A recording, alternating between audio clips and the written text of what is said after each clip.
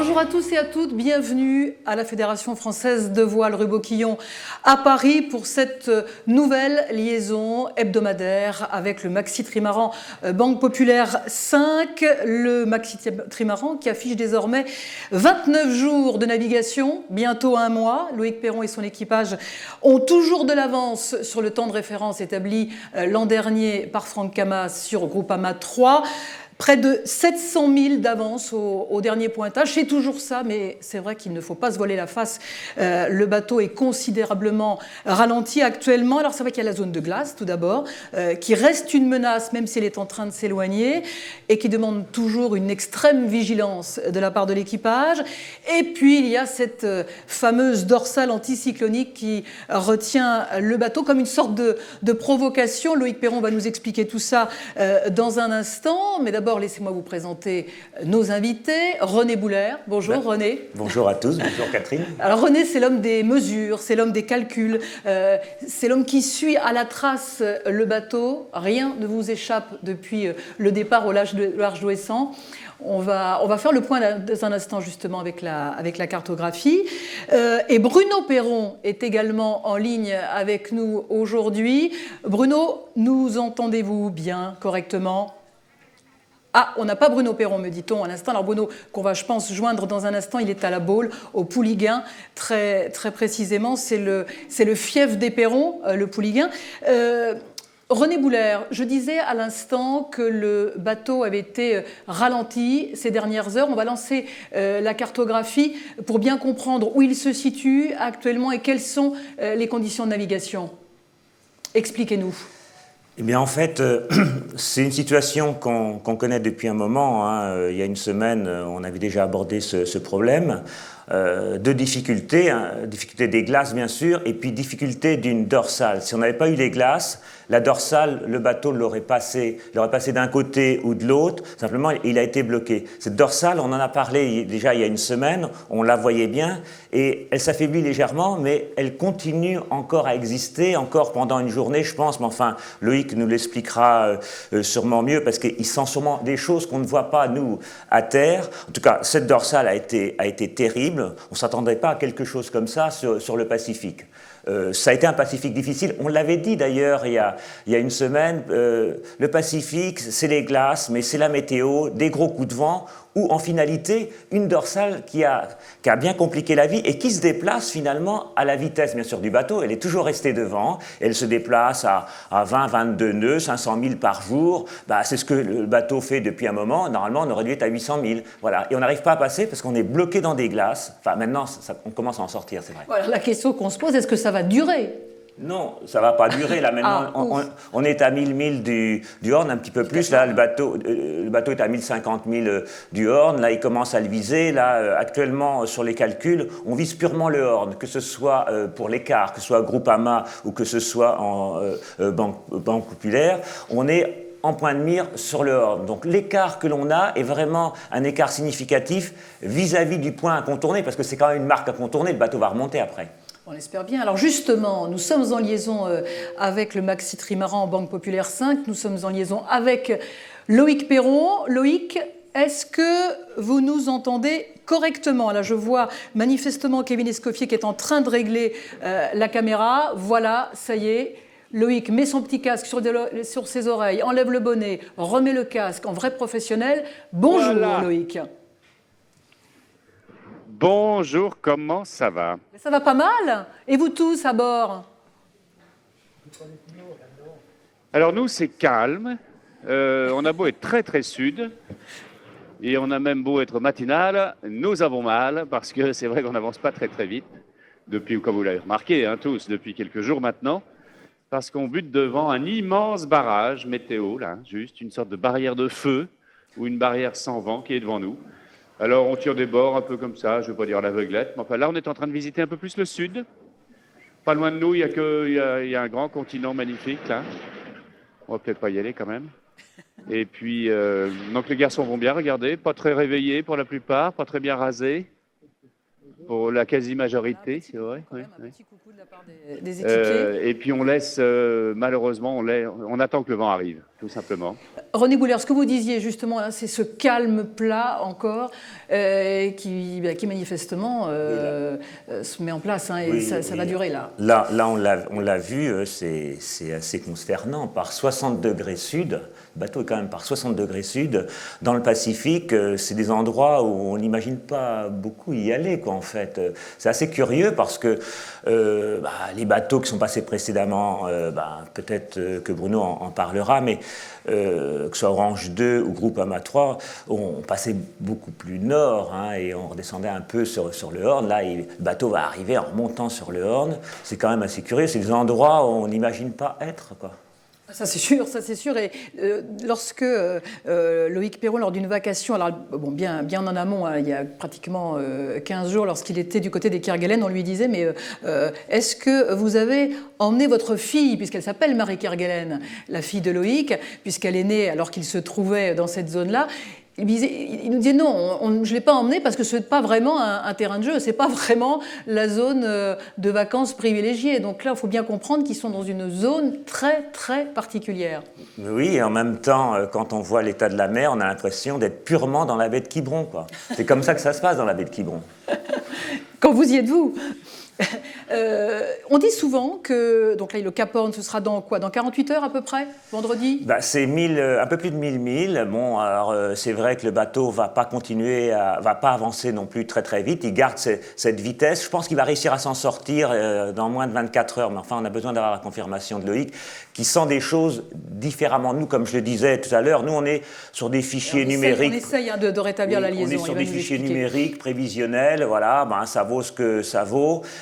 C'est bon quand il y a du vent. Quand il n'y a pas de vent comme ça, on est en bordure de cette zone, de cette limite. Ça va passer, ça va pas passer. Ça va peut-être passer plus vite que prévu. On ne sait pas. Nous, on ne pourra pas l'apprécier à juste titre. Marcel Van Trieste, qui est le routeur du bateau à terre, pourrait peut-être un peu plus sentir les choses parce que lui, il a vraiment un contact, un lien avec le bateau plus fort que moi. Moi, je vois le bateau à travers le satellite, je le vois en permanence, mais voilà, j'ai pas le contact permanent avec le bateau en termes d'échange, de dialogue, parce que c'est de la voile quand même. Donc il n'y a pas que les systèmes. Je crois qu'il y a une partie que fait Loïc et tout son équipage, qui est une appréciation, qui est une prise de décision, et c'est là la différence. La voile, c'est quand même ça encore.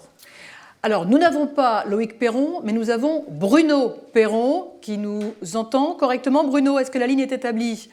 Oui, bonjour, je vous entends très bien. Parfait, et nous aussi. Vous êtes à la Baule, je le disais tout à l'heure, c'est le fief des Perrons, la Baule, le Pouliguen. Très précisément, et je suis vraiment ravie que vous soyez avec nous aujourd'hui, puisque vous avez été le premier à partir à l'assaut de ce trophée Jules Verne. C'était en 93, je m'en souviens très bien, parce que nous étions avec vous lorsque vous êtes arrivés, lorsque vous aviez passé la ligne. Nous étions du côté du Fromveur, c'était assez turbulent d'ailleurs, et vous aviez mis 79 jours à l'époque à bord du catamaran Commodore Explorer et vous aviez battu ce record. Je serais tentée de dire que la zone où se trouve Loïc actuellement, est-ce la zone la plus difficile, vous qui l'avez tenté à de nombreuses reprises, ce trophée Jules Verne, avec Commodore Explorer, mais aussi avec Orange et Orange 2? Oui, effectivement, la réputation du Horn n'est pas usurpée, mais ce n'est pas tellement à cause de sa latitude, c'est simplement parce que c'est un caillou qui ne bouge pas. Et le propre des multicoques, c'est d'aller assez vite. Et depuis 93, en fait, on a été les premiers, puis après, forcément, ça a été beaucoup plus vite à pouvoir se positionner en latitude par rapport aux dépressions. Et ça, c'est très important parce qu'en fait, on peut, depuis maintenant une quinzaine d'années, choisir à peu près notre range de vent, notre niveau de vent maximum. Ce qui nous convient à peu près à tous les bateaux, c'est entre 30, même parfois moins pour Groupama, 25-30 nœuds. Et le problème, c'est qu'à un moment donné, vous avez une espèce de bouée qu'il faut laisser à gauche et c'est le Horn. Et quand le hasard fait mal les choses, ce qui s'est passé pour nous d'ailleurs en 93, c'est qu'il y a une convergence de mauvais temps et de routes obligatoires qui a fait, par exemple, que nous, on a été obligés de subir des vents de 85 nœuds, pratiquement à l'endroit où est Loïc aujourd'hui, ou sur l'équipage de Banque Populaire. Et c'était plus de la survie que de la course. Donc c'est un petit peu pour ça aussi que que la réputation du Horn est celle qu'on connaît, d'autant plus qu'il y a eu pas mal de routes marchandes qui sont passées par là, avec tous les naufrages que vous connaissez au XVIIIe et au XIXe siècle.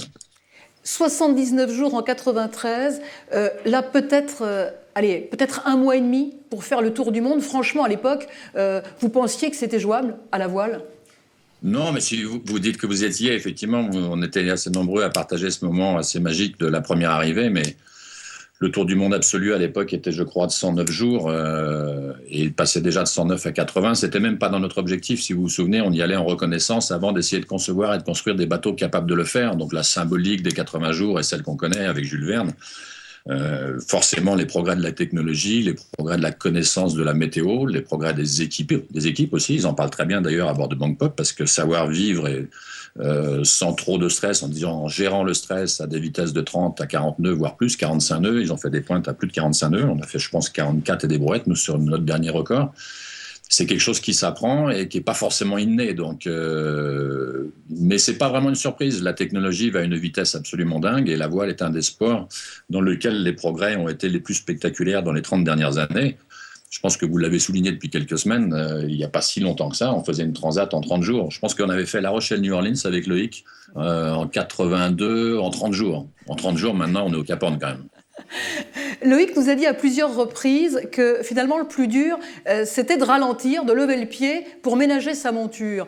Est-ce aussi là la recette d'une course réussie ou d'un record battu? Savoir ménager sa monture pour ne pas casser? Ah, vous parlez à Loïc ou à moi, là? À Bruno Perron, au frère. Ah, pardon, parce que je vous ai entendu Loïc, parler. Loïc, on l'a toujours pas. Je pense que la liaison va être rétablie dans quelques minutes, mais il faut qu'il relance toute la mécanique, donc ça demande un petit peu de temps. La procédure, oui, mais vous avez tout à fait raison.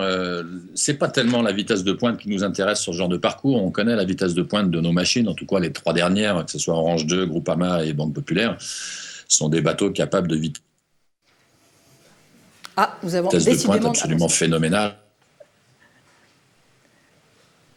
Et c'est la vitesse moyenne et protéger forcément la longévité et le matériel et les hommes. Donc, on l'a dit souvent d'ailleurs dans les précédentes tentatives, si on avait à bord quelqu'un qui était focalisé sur un record de vitesse ou un record des 24 heures, c'est qu'on serait totalement trompé dans le casting et c'est pas ça à bord, quoi. Et là, j'ai suivi avec attention tout le passage de l'Indien, les vitesses de pointe et tout ça. Et manifestement, toute l'équipe à bord est totalement en phase avec les objectifs. Se tromper d'objectif est toujours le premier facteur clé d'échec d'un projet, quoi. Donc l'objectif, il est bien d'ailleurs par palier. Il faut ramener tout le monde, il faut ramener le bateau en état. Et puis après, il faut bien naviguer. Et si les 3 sont faits dans l'ordre, a priori, ça doit tomber, quoi. Je vous ai perdu ou pas ? En 93, Bruno, vous étiez 5, je crois, à bord de Commodore Explorer. Vous étiez 14 à bord d'Orange 2 en 2005. Qu'est-ce qui est le plus difficile ? Parce que finalement, manager une équipe de 14 personnes, c'est pas évident. Pour vous, le skipper, qu'est-ce qui est le plus exigeant ? Non, honnêtement, c'était plus dur la première fois, même à 5, parce que 5, c'est pas beaucoup, dans les contrées assez inhospitalières que vous connaissez. Le bateau n'était pas très très grand et on n'était pas très protégé. Il n'avait jamais été conçu pour ça. Il était fait pour traverser l'Atlantique de temps en temps. Et d'ailleurs, il allait très vite sur les transocéaniques. Mais là, on était en train de prétendre être capable de lui faire 11 transats de suite sans s'arrêter, sans retour au stand. Donc, très franchement, celle de 93 a été la plus difficile, notamment avec ces tempêtes du sud de l'Afrique et juste avant le Cap Horn, des vents de 80 nœuds. C'est pas quelque chose qu'on cherche. Après, gérer une équipe de 10, 15 ou 20 personnes, c'est sûr que c'est plus facile avec l'âge et avec un peu d'expérience, mais quand on a la chance d'avoir la qualité des hommes qu'on a eus soit en 2002, soit en 2005, soit tous ceux qui sont à bord de Bangkok aujourd'hui, c'est pas un hasard. C'est-à-dire que le casting se fait avant, le montage de l'équipe se fait absolument pas au hasard, et il y a d'abord des qualités humaines, il y a des qualités techniques, il y a une vraie complémentarité dans le groupe. Donc moi je dirais que Loïc en parlera sur son expérience aujourd'hui, mais pour moi ça a été un bonheur absolument total de gérer en fait ces 2 projets de 2002 et de 2005, c'était absolument magnifique, quoi. Alors, on l'a vu tout à l'heure et on en parlait avec René Boulère, c'est vrai que l'avance, par rapport au temps de référence établi par Franck Hamas, l'avance est en train de se réduire, mais finalement, et là je parle aux compétiteurs que vous êtes, Bruno, est-ce que c'est pas excitant de se rapprocher du temps de référence parce que ça remet un petit peu pour un compétiteur, c'est moteur. Donc au final, c'est peut-être un mal pour un bien. Oui, mais c'est même pas un mal. Ça fait partie de la compétition un peu virtuelle contre les records. Maintenant, tout le monde a un peu l'habitude, notamment en France, de nous suivre depuis une quinzaine d'années sur ce genre de tentatives. Et je suis un peu d'accord avec vous, j'en parlais hier avec des amis en disant mais c'est bien parce que je pense que ce bateau aurait eu le potentiel de presque tuer ce record parce que je pense que il est un petit peu plus rapide que nous et un peu plus rapide que Groupama. Ce sont les 3 plus rapides du monde. Mais à la limite, c'est presque encourageant parce qu'il va passer, pratiquement avec un jour d'avance sur Groupama, qui était passé exactement à quelques heures en même temps que nous. Encore les plus rapides de l'équateur au Horn. Je pense que la remontée du Horn à l'équateur va être un petit peu plus rapide pour eux maintenant. Et je trouve ça très bien. Je pense que le potentiel du bateau, le nôtre est à peu près de 45 jours. Celui-ci, je pense, plus de 42, 43. Mais après, il faut des enchaînements qui fonctionnent bien. Et manifestement, quand on regarde toute l'histoire du Jules Verne, il y a 6 partiels en fait. Il y en a 2 pour la descente, il y en a 2 grands en bas et 2 pour la remontée. Un petit problème avec Bruno Perron. On vous a perdu ? Non, c'est bon, on est en train de retrouver la ligne, mais j'ai une bonne nouvelle, parce que nous sommes en liaison maintenant avec Loïc Perron. On les a reperdus, décidément ça marche très mal, je pense que c'est un coup de Noël, ça. Je pense qu'on est à 3 jours de Noël. Ah, on l'a, me dit-on, c'est du direct. Donc, on a plus le retour, Loïc, est-ce que tu nous entends ? Loïc Perron, à bord du Maxi Trimaran, Banque Populaire 5. Fred ne nous entend plus. Et si, on t'entend très bien. Voilà, exactement. Le frère répond au frère. Alors Loïc, manifestement, tu ne nous entends pas. Nous t'entendons très bien. Ton frère aussi, Bruno. Mais le problème, c'est qu'on n'en arrivons pas à établir la communication. Et là, c'est noir maintenant. Donc on va recommencer. On va essayer à nouveau de rejoindre le bateau. Bruno, êtes-vous toujours avec nous ? Absolument. Oui, on est mieux à terre finalement. Ça marche beaucoup mieux à terre. Tranquille. Allez, et c'est encore du direct. On me dit dans l'oreillette qui est ici qu'on a le bateau. Loïc Perron, est-ce que tu nous entends maintenant, Loïc ? Oui. Ah, parfait, le miracle de la technologie. Très bien, extrêmement bien.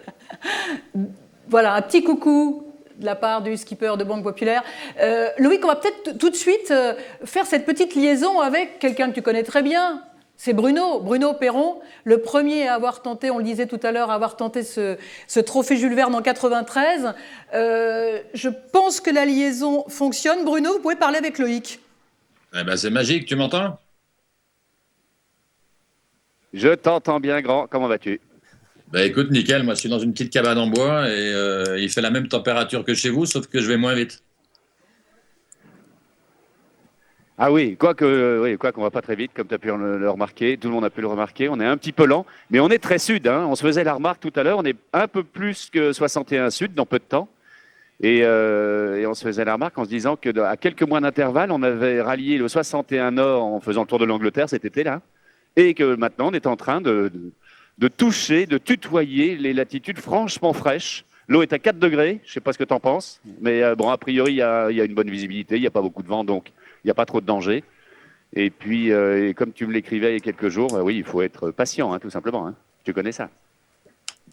Oui, de toute façon, vous avez été trop vite dans l'Indien et dans la descente. Donc, ce qu'on soulignait juste avant là, en audio, c'est que finalement, c'est pas plus mal pour l'histoire du record parce que vous allez passer avec un jour à peu près de décalage par rapport à Groupama et nous. Et puis, je pense que la remontée a l'air un petit peu plus musclée. Et en tout cas, le début de la remontée, j'ai pas vu à longue échéance, mais sur les 4-5 jours qui suivent, ça a l'air plutôt bien après le Horn. Donc, effectivement, de toute façon, c'est un peu une philosophie bouddhiste que vous êtes obligé d'avoir parce qu'il y avait parking glaçon et puis après, il y a route obligatoire pour le Horn avec la dorsale. Donc, au moins, vous êtes obligé de ne pas vous prendre la tête. Donc, ça au moins ce mérite-là, quoi. C'est pas faux. Et non, c'est vrai qu'a priori, les conditions du Horn jusqu'à l'équateur, dont tu détiens toujours d'ailleurs avec Orange le partiel, j'espère que c'est... Alors là, je suis désolé, mais il faut absolument qu'on batte ton partiel parce que sinon, on sera mal, justement. Il faut absolument qu'on récupère celui-là. Et il y a pour l'instant des conditions météo qui sont pas mal, oui, qui sont pas mal entre maintenant d'ailleurs, parce que là ça va s'améliorer. Hein, dans les 24 heures qui viennent, ça va franchement s'améliorer. Au Horn, ça va même être un peu violent. Et j'ai un petit dilemme en ce moment parce que passer tout près du Horn à la demande de la moitié de l'équipage, et ce serait normal, qui ne l'a jamais vu, ce serait exaucer des vœux très sympas. Mais par contre, ça risque d'être dans 35 nœuds, voire 40 nœuds de vent. Et je ne suis pas très chaud, alors on verra bien. On verra bien dans les heures qui viennent si on ne va pas malheureusement rater le Horn pour des raisons d'efficacité et de sécurité. Ouais, effectivement, 48 heures, là, je vois ça. Ouais, ça peut être un peu musclé. Ouais. De toute façon, je pense que vous prendrez la bonne décision. Elle est assez facile à prendre, de toute façon. C'est dans The Race où tu étais passé, quand j'étais passé de voir, on avait quoi? Il y avait 40 nœuds, 45 nœuds quand même. Et oui, il y avait beaucoup de vent, on était passé tout près parce qu'on voulait vraiment faire un joli souvenir. Ce qu'on risque de faire aussi, attends, avec ce bébé-là, on est capable de passer dans des mers un peu dangereuses parfois, mais enfin, pour que les gens comprennent bien, c'est vrai que juste à côté du Horn, il y a des hauts plateaux et la mer peut se lever très rapidement et puis faire des vrais creux un peu brutaux, ce qu'on a eu pendant The Race, justement, quand tu étais là au passage. Et bon, il y a eu 2-3 vagues un peu bizarres et puis le reste, c'était magnifique, hein. Ouais, c'était super. Mais enfin, là, de toute façon, votre obligation, c'est quand même de protéger le bateau d'abord. Donc, je suppose que vous prendrez la bonne décision, si c'est un peu casse-gueule, de prendre un petit peu le large, parce que, du coup, le plus dur est fait, quoi. La remontée, normalement, vous devrez éviter, en fait, ce qui est de pire pour ce genre de bateau, c'est du nord-est pendant une semaine le long du Brésil. Donc, a priori, ça, c'est plutôt une bonne nouvelle, non? Exactement, exactement. Pour l'instant, on a une jolie dépression qui va se centrer, qui va nous emmener carrément au nord de la Géorgie du Sud, là, un petit peu au large au large des Malouines, pardon. Et puis, normalement, on va se faire spoutniquer au moins jusqu'au sud de Rio. Et puis après, il y a toujours une transition un petit peu compliquée, enfin, compliquée, qui, je l'espère, ne sera pas trop. Mais en tout cas, pour l'instant, là, on a des petits oiseaux qui nous suivent, des petits damiers du Cap encore. Et on se demandait si c'était de quel cap. Si c'était des damiers du Cap de Bonne-Espérance ou du Cap Horn. Parce que pour le coup, si c'est de Bonne-Espérance, ils ont déjà fait 3/4 de tour du monde, ceux-là.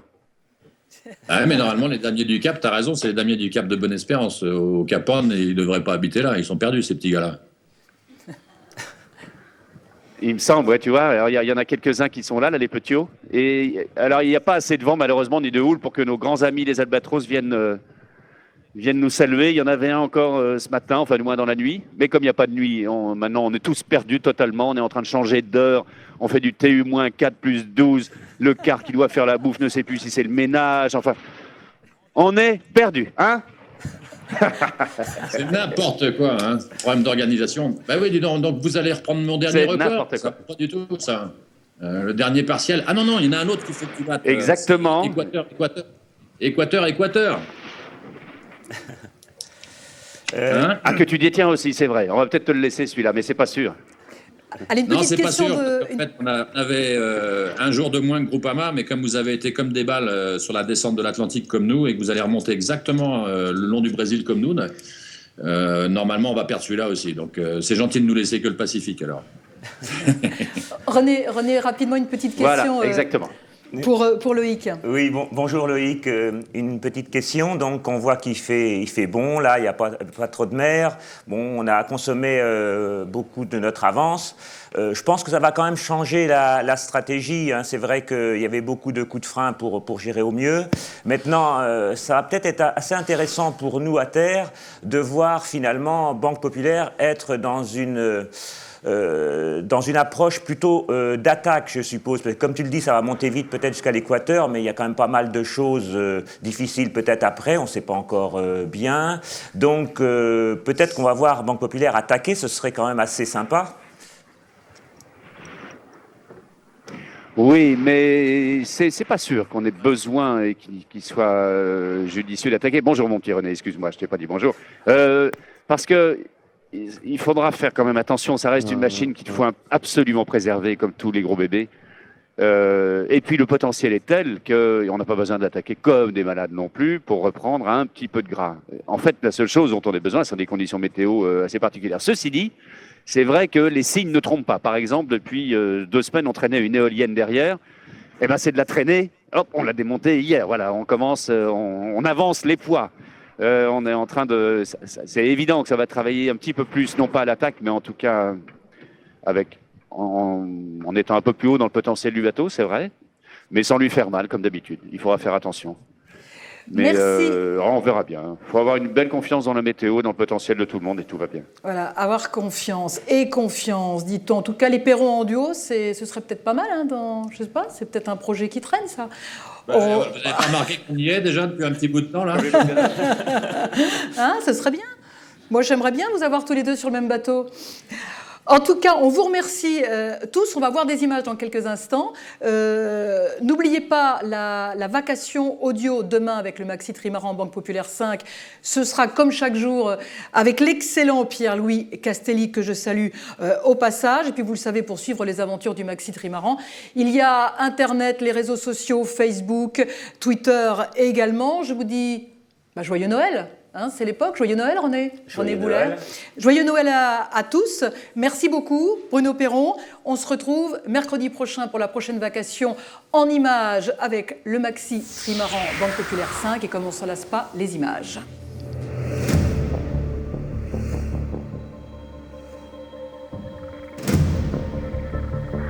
Et bientôt. Oh, 99. Et bientôt nous allons passer en longitude ouest. Alors attention. Voilà.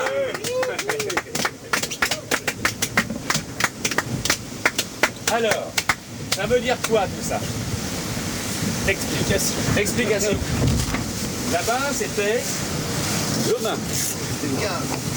Là-bas c'est demain. Ici c'est hier. On va gagner une journée, quoi. Ça c'est compliqué, hein. Ça veut dire qu'on a un nouveau de quart ou quoi? Ça veut dire que voilà, tout le monde va au boulot. Donc nous avons franchi l'antiméridien ou antéméridien. Je ne sais pas si on dit anti ou antéméridien.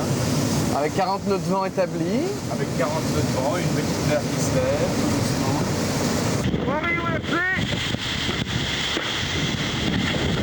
Bon là il y a beaucoup plus fort à venir. Ça tape de partout. Et on sait pas trop comment faire. Ah, c'est terrible.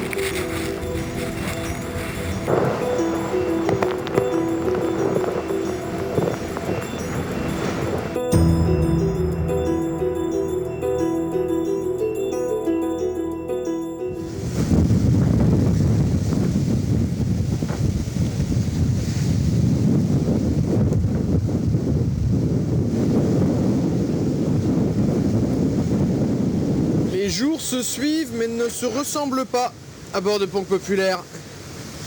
Hier c'était un peu la tempête, furie de temps, des grosses vagues, ça mouillait. Reaching 3 Rio RC. Et là, ce matin, c'est GV Henry Solent et on s'apprête à renvoyer la grand voile haute. Soleil, un peu froid mais soleil. Et on s'oriente vers le fameux et renommé iceberg B15G de son petit nom. Ah là, tout le monde sur le pont quand il s'agit des icebergs. Hein. Alors je sais pas si vous réussissez à les voir. Mais là...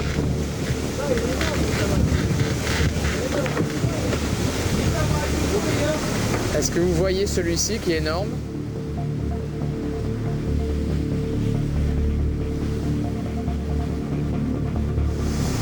Tous ces petits points, ce sont tous les icebergs. Là, on voit l'Antarctique qui est ici. Nous sommes ici à peu près en train de passer le fameux B15. Le voici, ça c'est les mouvements du B15 dans la dernière semaine, il bouge. Et ça, ce sont tous ces enfants, tous ces bébés. Il y a une zone immense dont il faut faire le tour. On va faire ça, on va aller éviter passer à l'intérieur d'une zone où il y en a 2 ou 3 peut-être, qui sont là, les petits points rouges qui sont là. Puis, il y a un autre mode de détection qui s'appelle de l'altimétrie, qui donne des choses moins précises, mais a priori des zones, avec des icebergs aussi. Et on devrait passer entre, en prenant le moins de risques possible. C'est pas simple, ça va pas être simple. Un gros glaçon qui vient dessous. Bon, c'est jamais facile à filmer, hein. Et celui-ci, il est quand même... c'est quand même du lourd. On est passé juste à côté d'un growler également. Et vous pouvez voir tous les petits growlers là. Je sais pas si vous voyez, regardez là, top. Il y en a partout. Ils sont dans l'axe du vent, sous le vent du gros. Et derrière, c'est l'iceberg dont on vous parlait, on vous ressassait avec ça. L'iceberg qui fait la taille de Belle-Île. Vous voyez derrière qu'il y a des petites taches noires. Et celui-ci, c'en est un qui s'en est détaché, qui est tout aussi gros. Voilà, on laisse ça dans le sillage de Bangpop.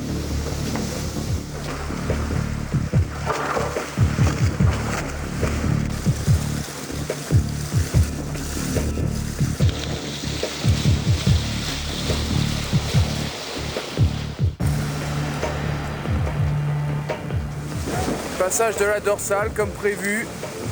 On longe la zone interdite des icebergs et on essaie de faire marcher le bateau.